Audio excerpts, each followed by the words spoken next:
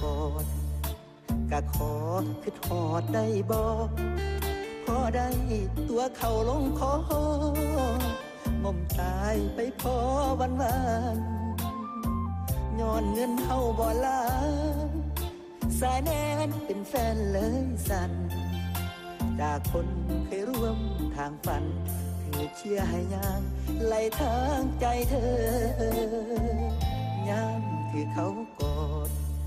ให้คิดหอดอายจักหน่อยเพราะคนที่โดนสวมรอยกอดยังหักเจ้าเสมอ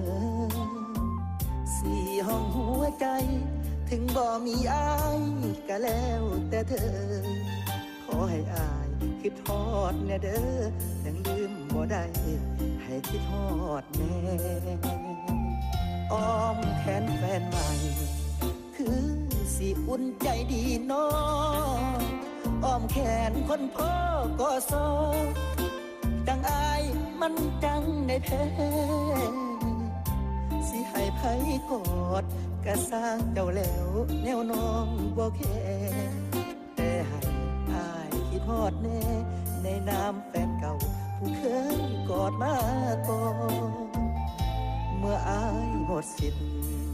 ขอคิดฮอดได้หรือเปล่า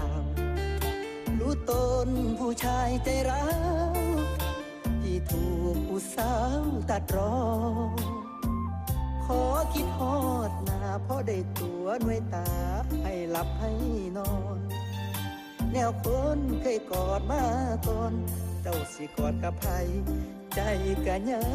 งคิดฮอด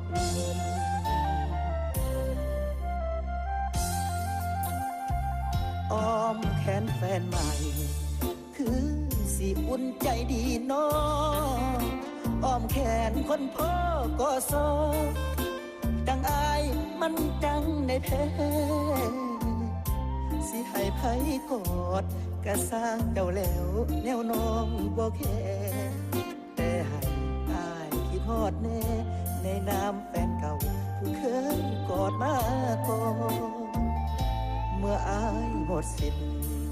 ขอคิดฮอดได้หรือเปล่ารู้ตนผู้ชายใจร้าว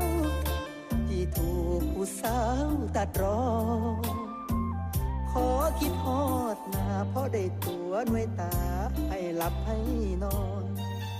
แนวคนเคยกอดมาก่อนเจ้าสิกอดกับไผใจกะยังคิดฮอ